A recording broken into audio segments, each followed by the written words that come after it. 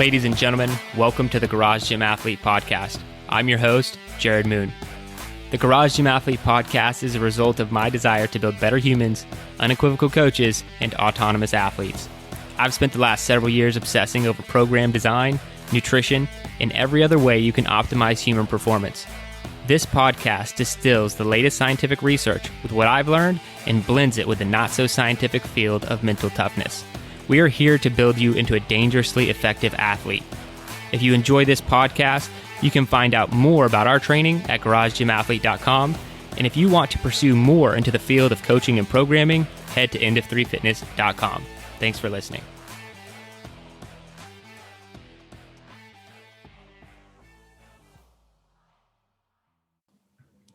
All right, ladies and gentlemen, welcome to the Garage Gym Athlete Podcast. Jared Moon here with Joe Courtney. What's up, Joe? Not too much, man. How's it going? It's going well. It's going really well because we have Evan Jackson here. How you doing, man? Doing well. Yeah, so we're going to leave it to you here at the beginning. So what you do for a living, how you train, where are you from? So I live in West Central Maine, a little bit outside Farmington, Maine. Right now I am an adjunct professor at UMaine Farmington. And then in the summers, I work for the State Wildlife Agency doing bird surveys. That's awesome. And it just looks cold where you're at. So I think I want to start there. Yeah. What is it like being a garage gym athlete in Maine? Because it looks like from what we're seeing, you are in some sort of garage that looks completely uninsulated. So yeah, it's about that, man. So we have about 6 months of winter up here. I do have an uninsulated, unheated, detached garage. And as you can see outside, it's snowing right now. We're up to about 15 degrees today. Started out at 5, so it gets a little chilly. But it's really once you're used to it, it's not too bad. Yeah, just like anything. So what is your garage gym setup? Yeah, so I have inside the garage here. I have space for a stall mat, and I got my equipment on the side. There's barbell. I got a bench, a vest, sandbag, box, a couple kettlebells, jump rope, adjustable dumbbells, a couple other odds and ends. I got an Airdyne there that I salvaged. I had to put a screen over the fan because in the wintertime the air blowing on you is not super cool. Yeah. And then other than that, basically just go out the door into the driveway. That's really cool. Did you know Rogue sells those for the Echo? They really? sell a windscreen for their Airdyne. I think it's crazy. And you built one out of cardboard, which is awesome. Yeah, probably cost $200. Yeah. Cool. I mean, if you couldn't tell looking around at this stuff, I'm kind of big on not spending too much money on stuff. So if I can get it for free or cheap, then I'll go that way. Hey man, that's the garage gym athlete lifestyle. So what was the big reason for starting a garage gym for you? Really the biggest reason was accessibility. I just didn't want to really deal with going to a gym and paying fees and then having to drive there and back and trying to fit that in. My garage is 30 feet away from my house, and so it's just removing barriers was basically the big reason. Yeah, that makes sense. And what are your current goals? For me, I don't have necessarily benchmarks I'm trying to hit. My main goal is to basically just become more capable. I'm on hard to kill, so basically the ethos behind that is my goal. I'd really like to just be process oriented and continuing trying to get better and more capable. So using functional training is a good fit. That's awesome, man. And so how long have you been in the detached garage? Let's see. I've been training out here for about 2 years now. I started with you guys in late summer of 2019. So this is cycle number 6 for me with you guys. So yeah, I've been out here for about 2 years. That's great, man. And what were you doing before that?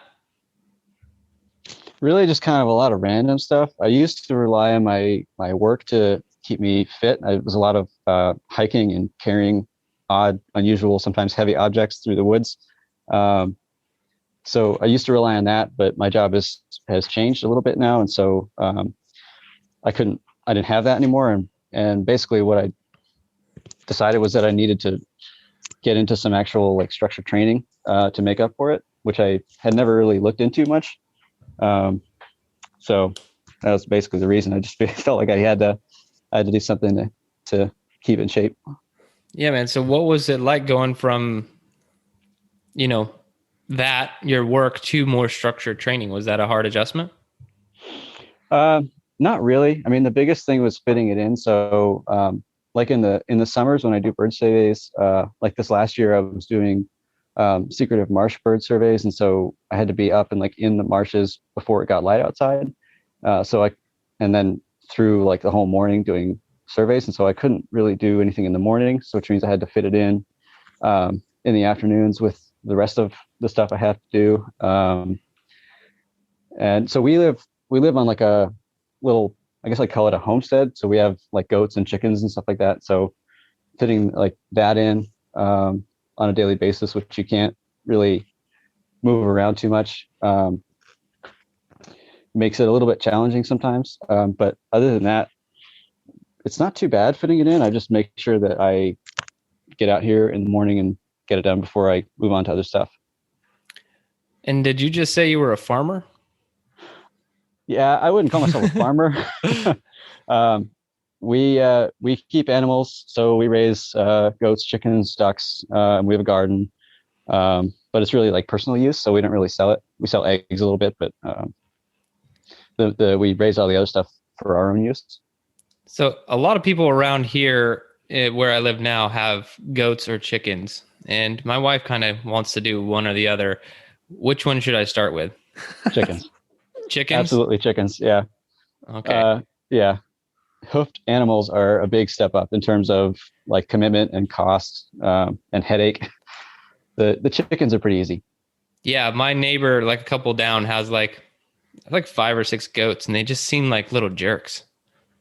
I don't know how your goats are, but these goats don't seem super nice. But they're fun to watch, man. Like jumping on, they like built them like a little like jungle gym and stuff. They're fun to watch. Oh yeah, they're when they're nice and playing around, they're great. But like this morning, actually, I had to reinforce a gate we have in our barn for the goats because our billy goat has taken to ramming it as hard as he can with his head. Awesome. So yeah, I'll go with the chickens first.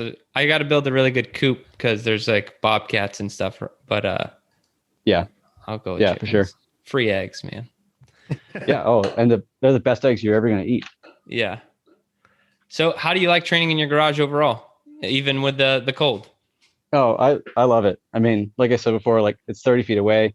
All I have to do is put on whatever layers I need to and come out here. And in the summertime, that's not an issue. Obviously, I can just put on some shorts and roll out. But I love it. Like there's no barrier to me coming out here. So as long as I have some time, don't have to worry about it. And what is the coldest cold it hits there in Maine in the wintertime? I don't.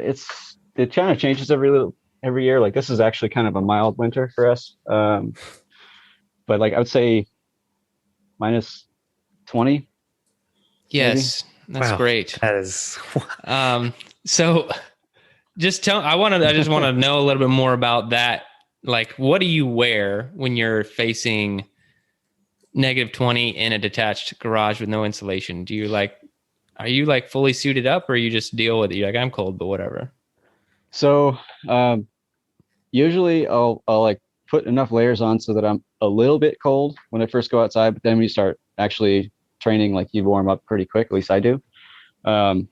So like what I'll do when it's really cold is I'll put on like long underwear and a layer of sweats, and then I might put on like a fleece or a puffy jacket over the top, hat and gloves, wool socks, Other than that, it's pretty, just my regular shoes and everything. But like if I'm really working hard out here and it's cold like that, then I'm usually down to long underwear and sweats by the end of it.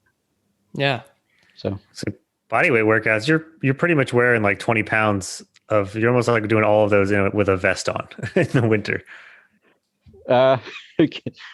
I mean, I would say it adds probably like 10 pounds. Yeah. Yeah. God. Yeah. Yeah. And that's what's crazy about that is so Joe and I just recently interviewed, his name's Eben, and we talked about like laying out your clothes the night before and how doing that, like, increases your ability to do it, like just to get to it. Cause there are all these tiny barriers to entry when we're training. It's like something happens on our schedule or whatever. But I just feel like the layers alone would deter a lot of people. So I think that every layer, the fact that you're doing that, man, you're crushing it. Yeah. I mean, I definitely have like a pile of gym clothes. And usually like I'll have it so that I can just pull it on.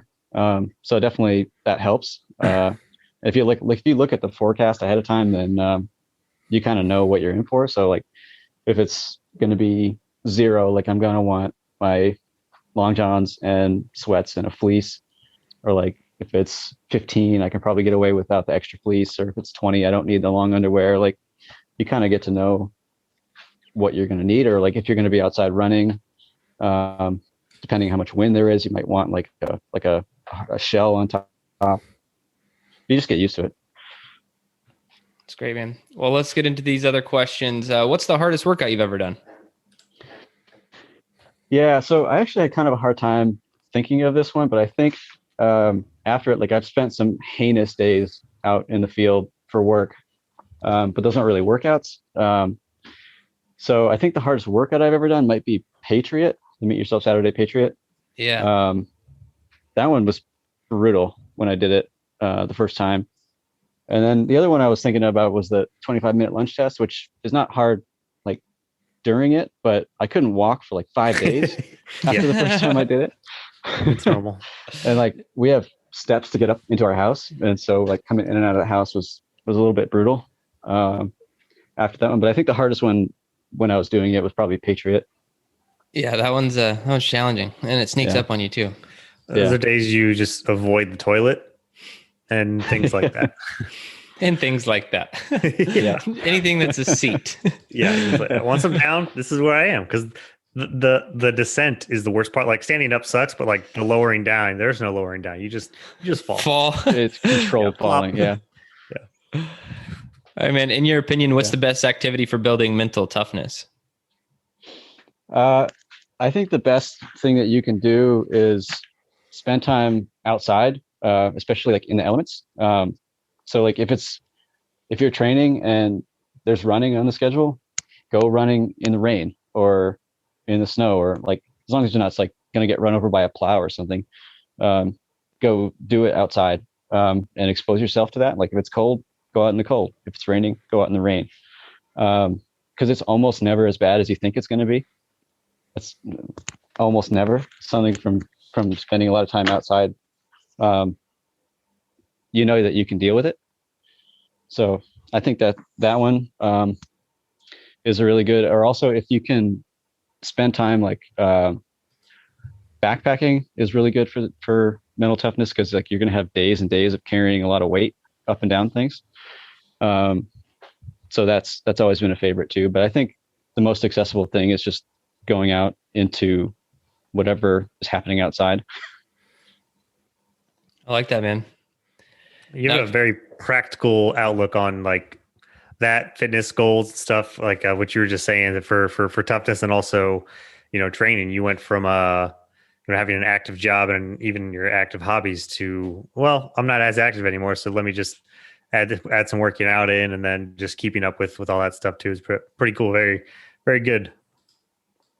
Yeah, I mean, I figure like as realistic as I can be is probably the best way to go about it. So it helps with staying committed, I think. And now, if you could only use one piece of equipment to train with for the rest of your life, what would it be? Yeah, so aside from my like kind of cheat answer of just my brain, because you can get creative and do a lot with whatever you have around. But I think as far as a piece of equipment, I think gymnastic rings, because those things will humble you in like a minute flat if you want them to. And you can do so much with them. It's like almost anything body weight like that, like more gymnastic style, you know, like you can think that you're fit and then like, okay, we'll do an iron cross, or, you know, just do an L sit on the parallettes, you know. It's like, oh wow, brutal. These things are really hard. It's brutal. Yeah. If you could add something to your gym, what would it be? If I could, like in an ideal world, I would add a rower. All these people in the Facebook group, like I see them on their rowers, and it's super like jealousy, because I would love to have that option. But I don't have the space or can't really afford it right now either. So it's not really realistic. But I think if I had to add one thing that I don't have, it would probably be that. Awesome, man. Well, what is your best advice for all the garage gym athletes out there listening right now? Yeah, I think the best thing is just stay consistent. You know, if you just keep at it, you'll start to see results and you'll make progress. You know, it's like as many barriers as you can remove, and as many things as you can just learn to put up with. Like if you're gonna go out in the rain or whatever, if you're just consistent and you keep doing it, you're going to see results, and you'll find yourself dealing with things that you weren't sure you were going to deal with. So I think that's probably the biggest thing. That's awesome. Well, Evan, I really appreciate your time today, man. 6 cycles in as a garage gym athlete, and, you know, negative 20 degrees sometimes. Like I really think that you're doing a lot of great things, and I appreciate you being a part of the community and for your time today. Yeah, my pleasure. I love being here. So thank you guys. Thanks for listening to the Garage Gym Athlete podcast. If you want to learn more, go to garagegymathlete.com. You can learn about our training. Let us send you a copy of our book, The Garage Gym Athlete, or you can even get featured on the Garage Gym Athlete podcast. Thanks for listening.